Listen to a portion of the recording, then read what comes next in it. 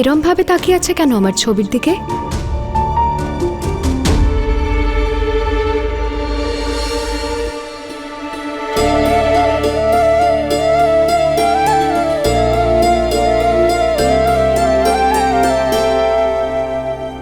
শুধু এটারই অভাব ছিল তোমার মুখে। এমন মনে হচ্ছে যেন চাঁদের মাথায় কেউ চাঁদ সাজিয়ে দিয়েছে, তাই না? আপনি কি করে জানলেন আমি আপনার পিছনে দাঁড়িয়ে? অনুভূতি, যার কাছে আসা মাত্রই আমার হৃদস্পন্দন বেড়ে যায়। সে তুমি ছাড়ার কেই বা হতে পারে? তুমি জানো গয়না, আমি এই অনুভূতিটা কত মিস করেছি। আমি ওখানে অন্ধকারে একটা ঘরে বন্দি ছিলাম। কতবার চেষ্টা করেছি ওখান থেকে বেরিয়ে যাবার, কিন্তু পারিনি আমি। প্রতিবার তোমার কাছে ফিরতে চাইতাম, কিন্তু পারিনি আসতে। তবে আমি জানতাম তুমিও আমার জন্য এখানে কষ্ট পাচ্ছ। আর একদিন কোনো না কোনো উপায় বের করবে আমার সঙ্গে দেখা করার। হ্যাঁ ডাক্তারবাবু, আমিও খুব কষ্ট পেয়েছি আপনাকে ছাড়া। খুব খারাপ ব্যবহার করতো ওই বহুরূপীটা আমার সঙ্গে, খুব বিরক্ত করেছে আমাকে। কিন্তু জানি না কেন আমি ওকে চিনতে কেন পারলাম না। আমার তো তখনই চিনে নেওয়া উচিত ছিল যে... এতে তোমার কোনো ভুল নেই। ওই বহুরূপী ছিলই এতটা চালাক। কিন্তু এখন তো আমি তোমার কাছেই আছি, আর ও এখান থেকে অনেক দূরে চলে গেছে, তাই তোমার ওর বিষয়ে একদমই ভাবা উচিত নয়। অনেকদিন পর আমরা এই মুহূর্তটা পেয়েছি, যখন শুধু আমরা দুজন একসঙ্গে আছি। আরে আমি এই সময়টাকে উপভোগ করতে চাই। সেই জন্যই আমি এই আয়োজন করেছি। ভালো লেগেছে তোমার? হ্যাঁ, খুব সুন্দর, খুব ভালো লেগেছে। এক সেকেন্ড।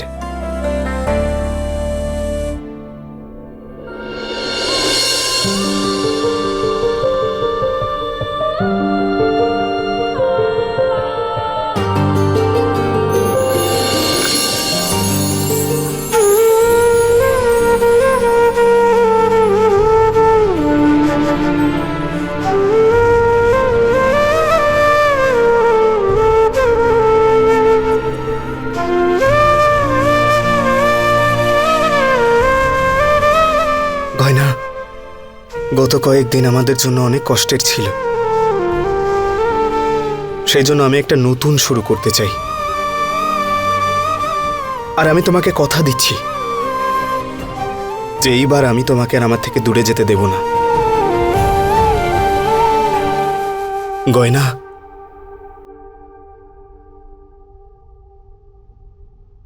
তুমি সব সময় আমার হয়ে থাকবে।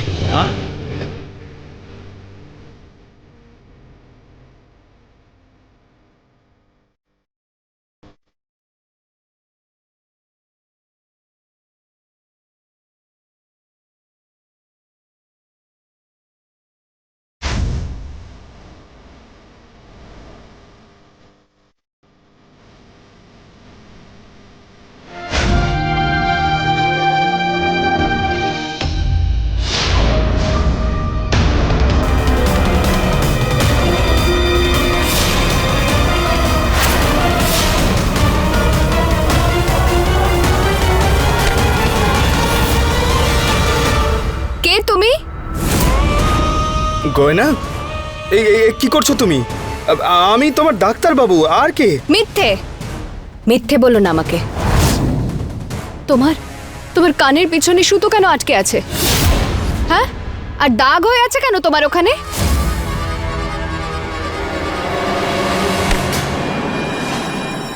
বলো, উত্তর দাও।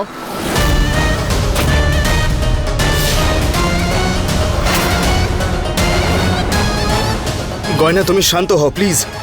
না, আমাকে উত্তর দাও, সত্যি করে বলো কে তুমি? গয়না, তোমার কোনো ভুল ধারণা হচ্ছে। দাঁড়াও এক মিনিট, আমি দেখছি, দাঁড়াও।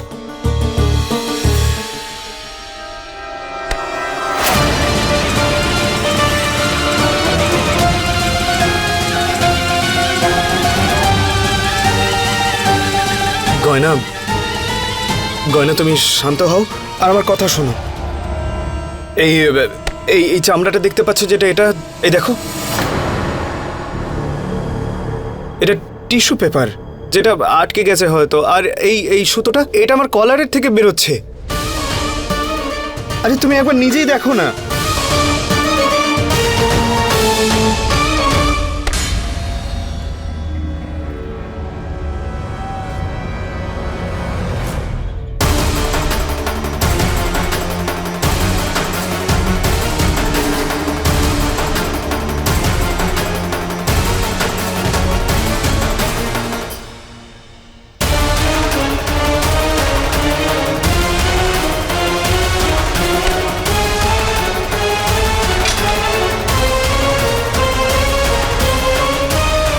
দেখলে তো তুমি? আরে তোমার হয়েছেটা কি গয়না? এত ছোট্ট একটা বিষয়ের তুমি এইসব মানে বের করছো। তুমি কেন মেনে নিতে পারছো না যে আমি আয়ুষ্মান? আরে আমি কোনো নকল মুখোশ পরে আছি নাকি? তোমার যদি এখনো বিশ্বাস না হয় তুমি আবার চেক করতে পারো, দেখো। কারণ পৃথিবীতে সবকিছুর চিকিৎসা আছে, কিন্তু সন্দেহের নয়।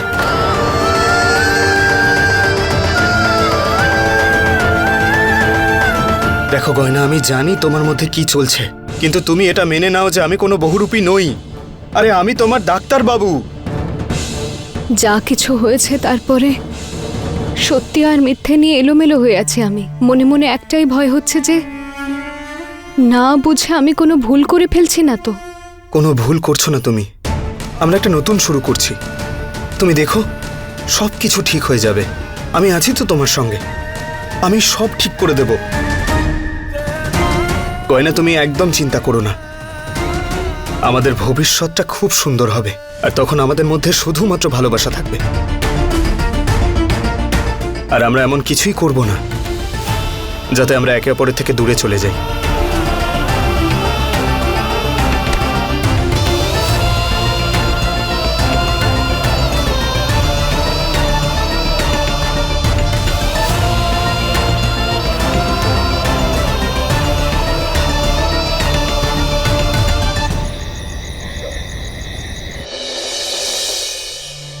কমলামা, কমলামা, আপনার সঙ্গে আমার জরুরি কথা আছে।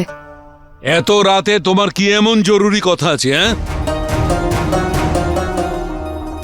আসলে বাবা, আমি শুধু এটা জিজ্ঞেস করছিলাম যে ওই বহুরূপীটাকে পুলিশ ধরে নিয়ে গেছে কিনা। পুলিশ নিজের কাজ করছে, ওকে ঠিকই খুঁজে বার করবে, তখন তুমিও ঠিকই জানতে পারবে। আর এমনিতেও আসল আয়ুষ্মান তো ঘরেই আছে, তোমার এই বহুরূপীর সঙ্গে কি দরকার? না, এমনি জিজ্ঞেস করছিলাম। আরে গয়না, তুই চিন্তা করিস না, ওই বহুরূপী ধরা পড়েই যাবে। আর তুই নিজের আর আয়ুষ্মানের খেয়াল রাখ। এতদিন পরে তোদের দেখা হয়েছে, তাই একে অপরের সঙ্গে কথা বল, একটু সময় কাটা, ঠিক আছে? এত রাত হয়েছে, দুইজনে শুয়ে পড়ো। চলো কমলা।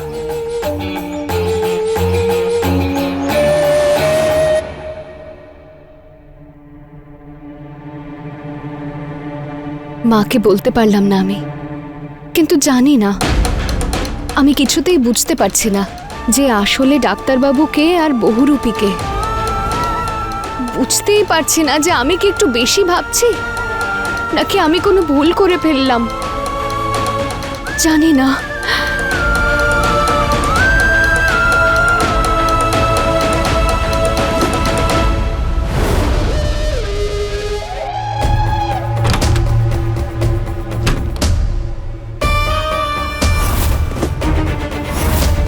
বিরাজ ধরা পড়ে গেছে। আমাকেও এখান থেকে চুপচাপ চলে যেতে হবে, সব খেলা শেষ। তাহলে আমারও ঈশানের সঙ্গে বিয়ের ড্রামা করার কোনো প্রয়োজন নেই।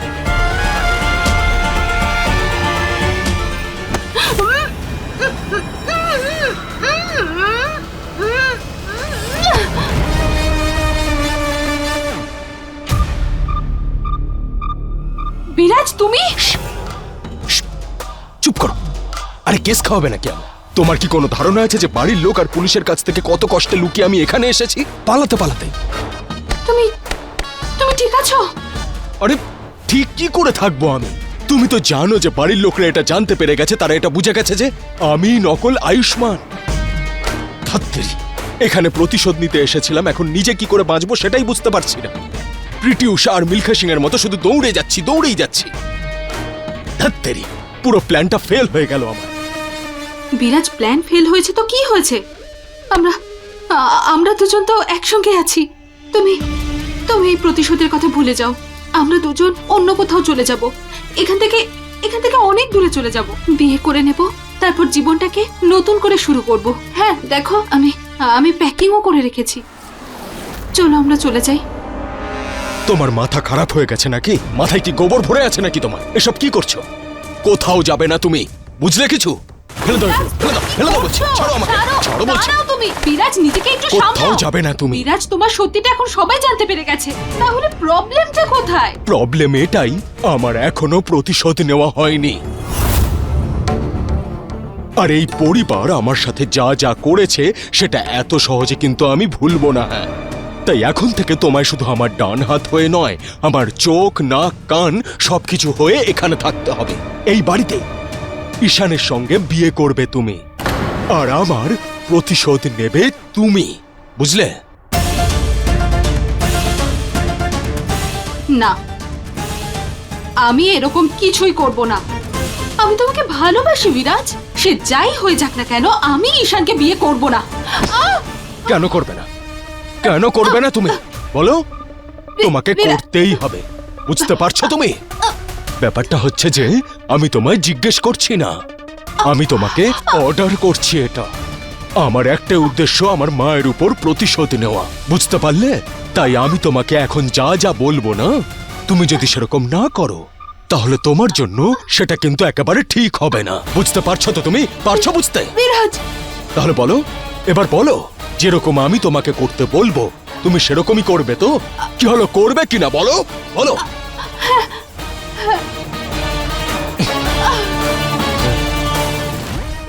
খুব ভালো,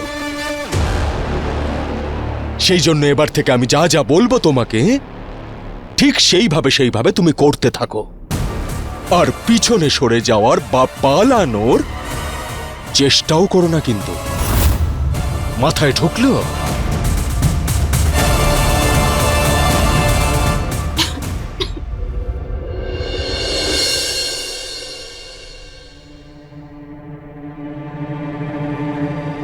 এখন উনি কোথায় চলে গেলেন? গয়না,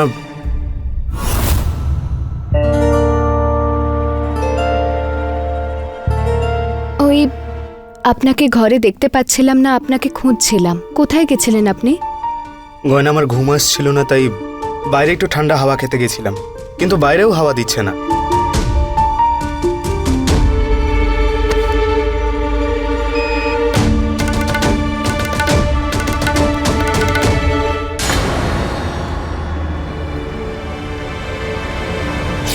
আরে গয়না, এসি কেন অন করে রেখেছো তুমি? এসির হাওয়া আমার একদম ভালো লাগে না, বন্ধ করো এটা।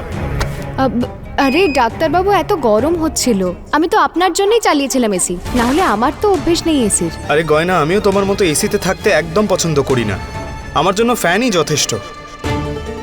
বন্ধ করে দাও তাড়াতাড়ি এটা। ঠিক আছে ডাক্তারবাবু, আমি পরের বার থেকে মনে রাখবো। ঠিক আছে।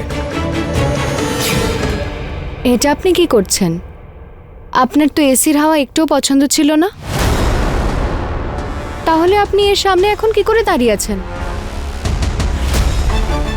ওই গয়না, আমি এতদিন ওই বন্দি দশায় ছিলাম তো, ওখানে ঠান্ডা হাওয়া তো দূরের কথা, এমনি হাওয়াও ঢুকতো না, ওখানে আমার দম বন্ধ হয়ে আসতো। সেই জন্য এখন এসির নকল হাওয়াও ভালো লাগছে আমার।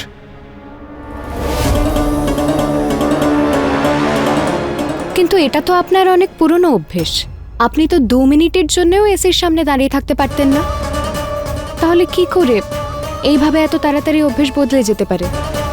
আরে গয়না, অভ্যেস চেঞ্জ হয়ে যায় সময়ের সঙ্গে। আগে তো আমি আমাদের জোর করে দেওয়া বিয়েটাকেও মেনে নিইনি, কিন্তু এখন তো মেনে নিচ্ছি, আর তোমাকে ভালোবাসছি। দেখো, তুমি এত ভেবো না, অনেক রাত হয়ে গেছে, চলো ঘুমিয়ে পড়ি, এসো। আরে না না, আপনি নিচে কেন শোবেন? এতদিন ধরে আপনার নিশ্চয়ই ভালো করে ঘুম হয়নি, শান্তিতে ঘুমাননি কতদিন। তাই আপনি একটা কাজ করুন, আপনি ওপরে শুয়ে পড়ুন বিছানায় আরাম করে। আরে গয়না, কিন্তু তুমি একা নিচে আরে, এভাবে। আমি ঠিক আছি, আপনি শান্তিতে বিছানায় শুয়ে পড়ুন, তারপরে তো যে কোনো সময় আপনি নিচে শুতে পারবেন। ঠিক আছে।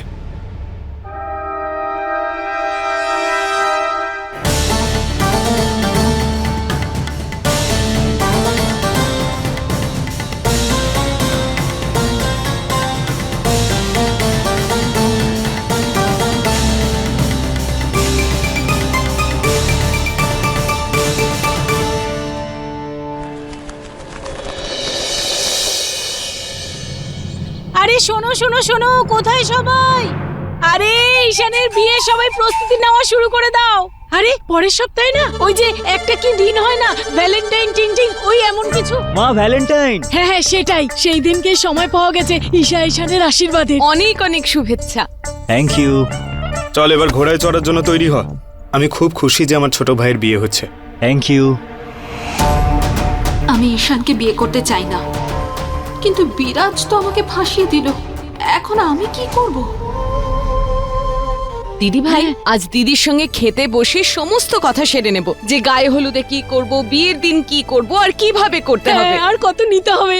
মা আয়ুষ্মান,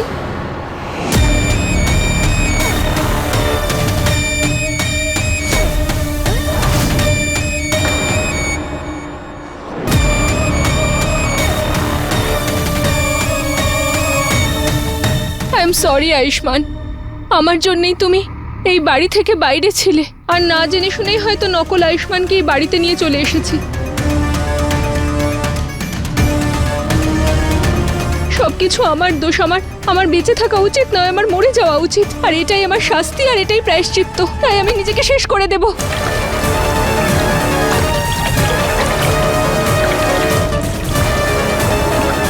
আলিয়া, আলিয়া, কি করছো তুমি? আরে ছাড়ো, কি করছো? যা হওয়ার তা হয়ে গেছে, কি করছো এসব? এই সব কিছু আমার জন্য হয়েছে, সবকিছু দোষী আমার। আমি নিজে যা করেছি তার জন্য আমি নিজের, আপনাদের সবার আর আয়ুষ্মানের চোখের দিকে তাকাতে পারবো না। তা আমি শেষ হয়ে যেতে চাই, আমি শেষ হয়ে যাব। আরে আলিয়া মা থামো, হে হে, এখানে মরলে অনেক বড় ঝামেলা হয়ে যাবে, আর ঈশানের বিয়ে হবে না, বিয়ে আটকে যাবে, তাই তুমি এখানে মরতে পারবে না। মাথা খারাপ হয়ে গেছে তোমার? এসব কি করছো তুমি? আয়ুষ্মান না, যা কিছু হয়েছে সব আমার জন্য হয়েছে, আর আমার জন্য তোমাকে কত কিছু সহ্য করতে হয়েছে। আমি মরতে তুমি চাই। মরতে চাও তো? দাঁড়াও।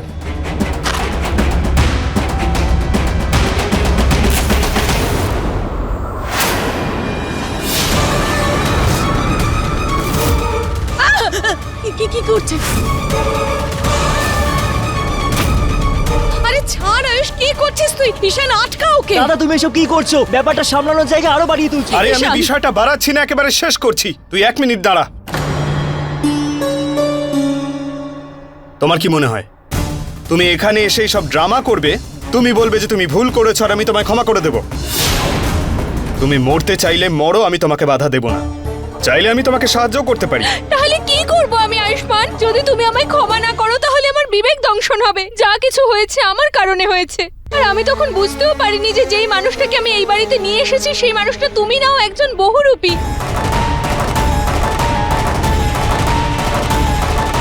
আর আয়ুষ্মান, তুমি জানো না যে আমি কত খুশি যে তোমার কিছু হয়নি। অজান্তেই আমার বিশাল বড় একটা ভুল হয়ে গেছে। এটা ভুল ছিল না, বরং তোমার আর একটা চালাকি ছিল।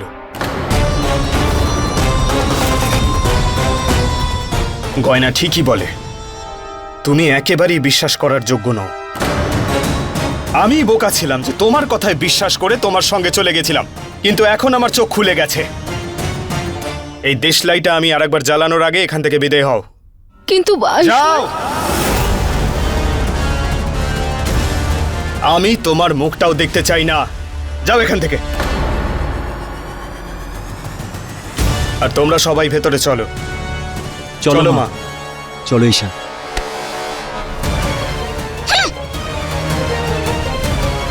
এই বিরাজটা সব গন্ডগোল করে দিল, নিজেও ধরা পড়লো, আর আয়ুষ্মানও আমার হলো না। উল্টে আয়ুষ্মান আমার উপর এত রেগে গেছে যে আমার মুখটাও দেখতে চাইছে না। এইবার আমি কি করব?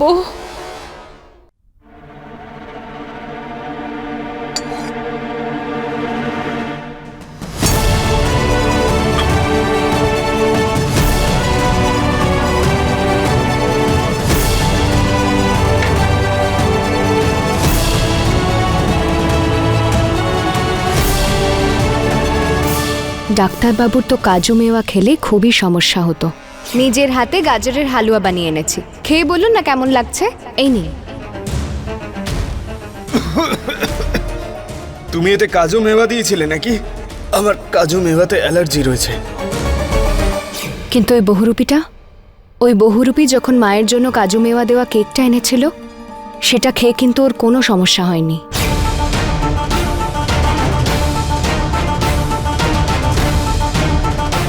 আর তখনই আমি জানতে পেরেছিলাম যে ও একজন বহুরূপী, আর আজও আমাকে সেই উপায়টাই করতে হবে নিজের মনে সন্দেহ দূর করার জন্য।